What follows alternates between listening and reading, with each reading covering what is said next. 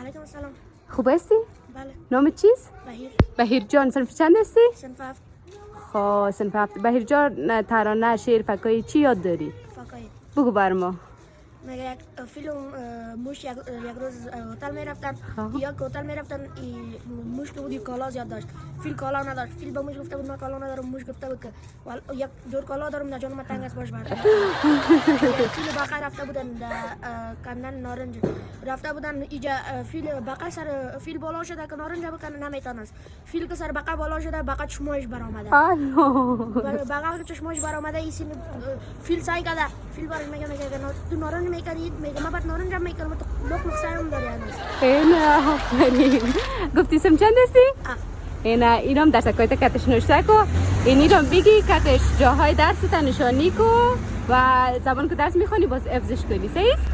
خداحافظ.